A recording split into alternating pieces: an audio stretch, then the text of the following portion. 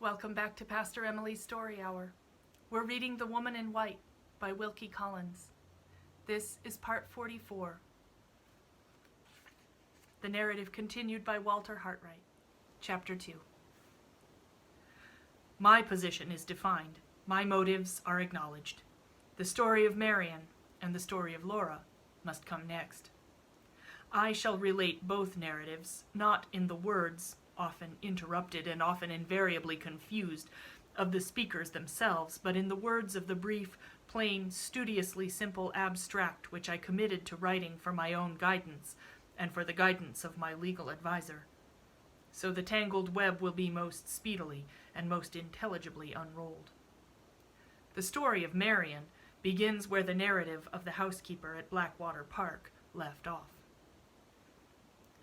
On Lady Glyde's departure from her husband's house, the fact of that departure and the necessary statement of the circumstances under which it had taken place were communicated to Miss Halcombe by the housekeeper. It was not till some days afterwards, how many days exactly Mrs. Michelson, in the absence of any written memorandum on the subject, could not undertake to say, that a letter arrived from Madame Fosco announcing Lady Glyde's sudden death in Count Fosco's house. The letter avoided mentioning dates, and left it to Mrs. Michelson's discretion to break the news at once to Miss Halcombe, or to defer doing so until that lady's health should be more firmly established. Having consulted Mr. Dawson, who had himself been delayed by ill health in resuming his attendance at Blackwater Park, Mrs. Michelson, by the doctor's advice and in the doctor's presence, communicated the news, either on the day when the letter was received, or on the day after. It is not necessary to dwell here upon the effect which the intelligence of Lady Glyde's sudden death produced on her sister. It is only useful to the present purpose to say that she was not able to travel for more than 3 weeks afterwards. At the end of that time, she proceeded to London, accompanied by the housekeeper. They parted there, Mrs. Michelson previously informing Miss Halcombe of her address, in case they might wish to communicate at a future period. On parting with the housekeeper, Miss Halcombe went at once to the office of Messrs. Gilmore and Curley to consult with the latter gentleman in Mr. Gilmore's absence. She mentioned to Mr. Curley what she had thought it desirable to conceal from everyone else, Mrs. Michelson included, her suspicion of the circumstances under which Lady Glyde was said to have met her death.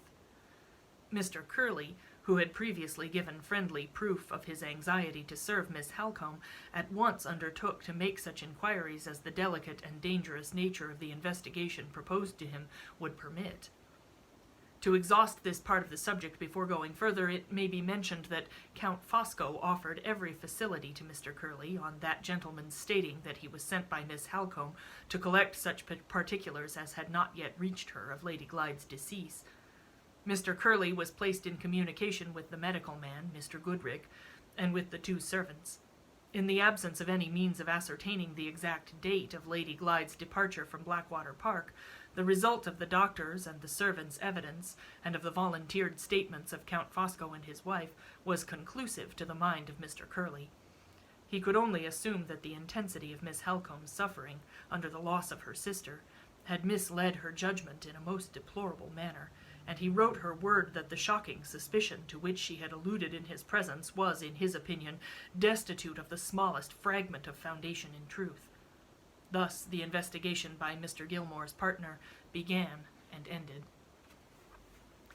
Meanwhile, Miss Halcombe had returned to Limmeridge House, and had there collected all of the additional information which she was able to obtain. Mr. Fairley had received his first intimation of his niece's death from his sister, Madame Fosco, this letter also not containing any exact reference to dates. He had sanctioned his sister's proposal that the deceased lady should be laid in her mother's grave in Limmeridge churchyard.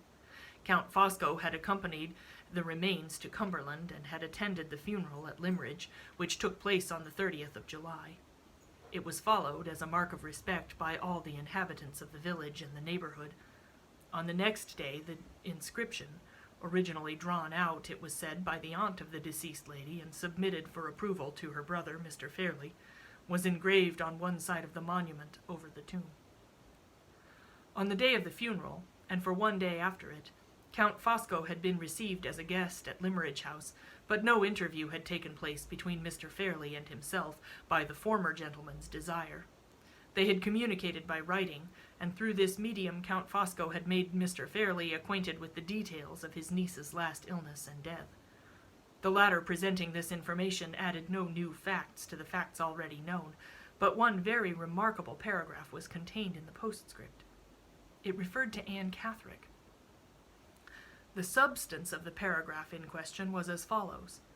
It first informed Mr. Fairlie that Anne Catherick, of whom he might hear full particulars from Miss Halcombe when she reached Limmeridge, had been traced and recovered in the neighbourhood of Blackwater Park, and had been for the second time placed under the charge of the medical man from whose custody she had once escaped. This was the first part of the postscript.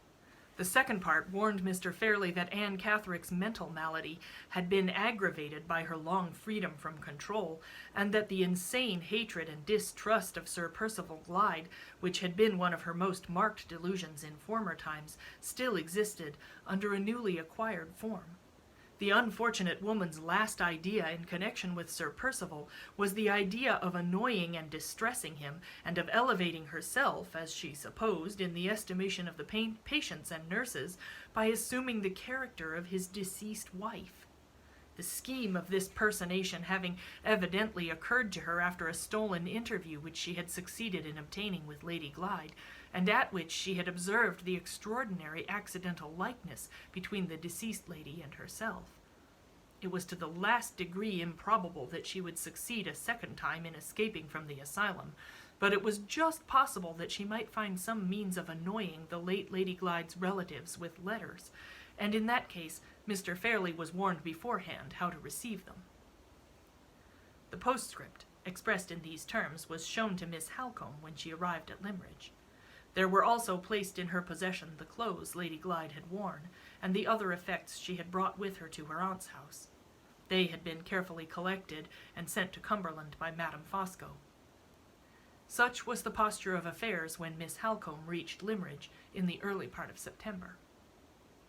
Shortly afterwards she was confined to her room by a relapse, her weakened physical energies giving way under the severe mental affliction from which she was now suffering.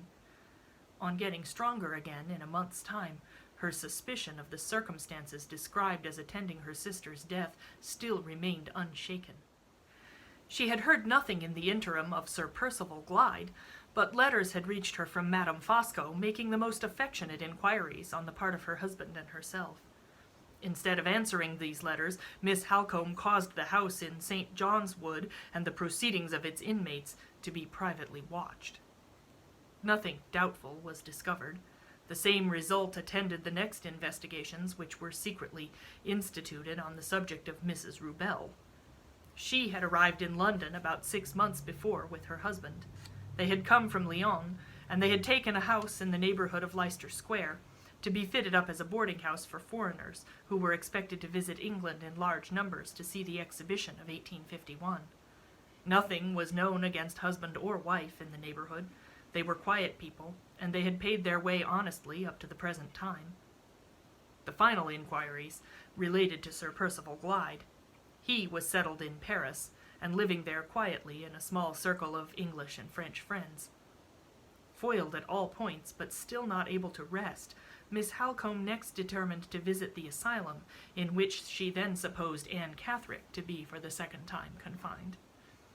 She had felt a strong curiosity about the woman in former days, and she was now doubly interested, first in ascertaining whether the report of Anne Catherick's attempted personation of Lady Glyde was true, and secondly, if it proved to be true, in discovering for herself what the poor creature's real motives were for attempting the deceit. Although Count Fosco's letter to Mr. Fairlie did not mention the address of the asylum, that important omission cast no difficulties in Miss Halcombe's way. When Mr. Hartright had met Anne Catherick at Limmeridge, she had informed him of the locality in which the house was situated, and Miss Halcombe had noted down the direction in her diary, with all the other particulars of the interview, exactly as she had heard them from Mr. Hartright's own lips. Accordingly, she looked back at the entry and extracted the address, furnished herself with the Count's letter to Mr. Fairlie as a species of credential which might be useful to her, and started by herself for the asylum on the 11th of October. She passed the night of the 11th in London. It had been her intention to sleep at the house inhabited by Lady Glyde's old governess, but Mrs. Vesey's agitation at the sight of her lost pupil's nearest and dearest friend was so distressing that Miss Halcombe considerately refrained from remaining in her presence, and removed to a respectable boarding house in the neighbourhood, recommended by Mrs. Vesey's married sister. The next day she proceeded to the asylum, which was situated not far from London on the northern side of the metropolis. She was admitted to see the proprietor immediately.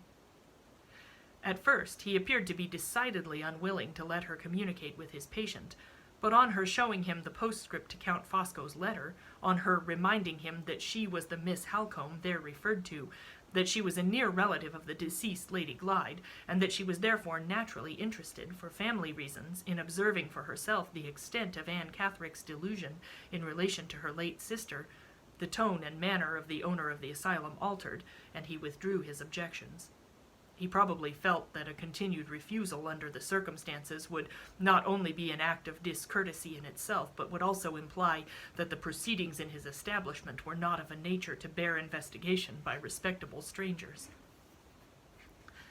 Miss Halcombe's own impression was that the owner of the asylum had not been received into the confidence of Sir Percival and the Count. His consenting at all to let her visit his patient seemed to afford one proof of this, and his readiness in making admissions which could scarcely have escaped the lips of an accomplice certainly appeared to furnish another. For example, in the course of the introductory conversation which took place, he informed Miss Halcombe that Anne Catherick had been brought back to him with the necessary order and certificates by Count Fosco on the 27th of July, the Count also producing a letter of explanations and instructions signed by Sir Percival Glyde. On receiving his inmate again, the proprietor of the asylum had acknowledged that he had observed some curious personal changes in her. Such changes, no doubt, were not without precedent in his experience of persons mentally afflicted. Insane people were often at one time outwardly as well as inwardly unlike what they were at another, the change from better to worse or from worse to better in the madness having a necessary tendency to produce alterations of appearance externally. He allowed for these, and he allowed also for the modification in the form of Anne Catherick's delusion, which was reflected, no doubt, in her manner and expression. But he was still perplexed at times by certain differences between his patient before she had escaped and his patient since she had been brought back. Those differences were too minute to be described. He could not say, of course, that she was absolutely altered in height or shape or complexion, or in the color of her hair and eyes, or in the general form of her face. The change was something that he felt more than something he saw. In short, the case had been a puzzle from the first, and one more perplexity was added to it now. It cannot be said that this conversation led to the result of even partially preparing Miss Halcombe's mind for what was to come, but it produced, nevertheless, a very serious effect upon her. She was so completely unnerved by it that some little time elapsed before she could summon the composure to follow the proprietor of the asylum to that part of the house in which the inmates were confined. On inquiry, it turned out that the supposed Anne Catherick was then taking exercise in the grounds attached to the establishment. One of the nurses volunteered to conduct Miss Halcombe to the place, the proprietor of the asylum remaining in the house for a few minutes to attend a case which required his services, and then engaging to join his visitor in the grounds. The nurse led Miss Halcombe to a distant part of the property, which was prettily laid out, and after looking about her a little, turned into a turf walk, shaded by a shrubbery on either side. About halfway down this walk, two women were slowly approaching. The nurse pointed to them and said, "There is Anne Catherick, ma'am, with the attendant who waits on her. The attendant will answer any questions you wish to put." With those words, the nurse left her to return to the duties of the house. Miss Halcombe advanced on her side, and the women advanced on theirs. When they were within a dozen paces of each other, one of the women stopped for an instant, looked eagerly at the strange lady, shook off the nurse's grasp on her, and in the next moment rushed into Miss Halcombe's arms. In that moment, Miss Halcombe recognized her sister, recognized the dead, alive. Fortunately for the success of the measures taken subsequently, no one was present at that moment but the nurse. She was a young woman, and she was so startled that she was at first quite incapable of interfering. When she was able to do so, her whole services were required by Miss Halcombe, who for the moment sunk altogether in the effort to keep her own senses under the shock of the discovery. After waiting a few minutes in the fresh air and the cool shade, her natural energy and courage helped her a little, and she became sufficiently mistress of herself to feel the necessity of recalling her presence of mind for her unfortunate sister's sake. She obtained permission to speak alone with the patient, on condition that they both remained well within the nurse's view. There was no time for questions. There was only time for Miss Halcombe to impress on the unhappy lady the necessity of controlling herself, and to assure her of immediate help and rescue if she did. The prospect of escaping from the asylum by obedience to her sister's directions was sufficient to quiet Lady Glyde, and to make her understand what was required of her. Miss Halcombe next returned to the nurse, placed all the gold she had then in her pocket, 3 sovereigns, in the nurse's hands, and asked when and where she could speak to her alone. The woman was at first surprised and distrustful, but on Miss Halcombe's declaring that she only wanted to put some questions which she was too much agitated to ask at that moment, and that she had no intention of misleading the nurse into any dereliction of duty, the woman took the money, and proposed 3 o'clock on the next day as the time for the interview. She might then slip out for half an hour, after the patients had dined, and she would meet the lady in a retired place outside the high north wall which screened the grounds of the house. Miss Halcombe had only time to assent, and to whisper to her sister that she should hear from her on the next day, when the proprietor of the asylum joined them. He noticed his visitor's agitation, which Miss Halcombe accounted for by saying that her interview with Anne Catherick had a little startled her at first. She took her leave as soon after as possible, that is to say, as soon as she could summon courage to force herself from the presence of her unfortunate sister. A very little reflection, when the capacity to reflect returned, convinced her that any attempt to identify Lady Glyde and to rescue her by legal means would, even if successful, involve a delay that might be fatal to her sister's intellects, which were already shaken by the horror of the situation to which she had been consigned. By the time Miss Halcombe had got back to London, she had determined to effect Lady Glyde's escape privately, by means of the nurse. She went at once to her stockbroker, and sold out of the funds all the little property she possessed, amounting to rather less than £700. Determined, if necessary, to pay the price of her sister's liberty with every farthing she had in the world, she repaired the next day, having the whole sum about her in banknotes, to her appointment outside the asylum wall. The nurse was there. Miss Halcombe approached the subject cautiously by many preliminary questions. She discovered, among other particulars, that the nurse who had in former times attended on the true Anne Catherick had been held responsible, although she was not to blame for it, for the patient's escape, and had lost her place in consequence. The same penalty, it was added, would attach to the person then speaking to her, if the supposed Anne Catherick was missing a second time, and moreover the nurse in this case had an especial interest in keeping her place. She was engaged to be married, and she and her future husband were waiting till they could save together between £200 and £300 to start in business. The nurse's wages were good, and she might succeed, by strict economy, in contributing her small share towards the sum required in 2 years' time. On this hint, Miss Halcombe spoke. She declared that she supposed Anne Catherick was nearly related to her, that she had been placed in the asylum under a fatal mistake, and that the nurse would be doing a good and a Christian action in being the means of restoring them to one another. Before there was time to start a single objection, Miss Halcombe took 4 banknotes of £100 each from her pocketbook, and offered them to the woman, as a compensation for the risks she was to run, and for the loss of her place. The nurse hesitated, through sheer incredulity and surprise. Miss Halcombe pressed the point on her firmly. "You will be doing a good action," she repeated. "You will be helping the most injured and unhappy woman alive. There is your marriage portion for a reward. Bring her safely to me here, and I will put these 4 banknotes into your hand before I claim her."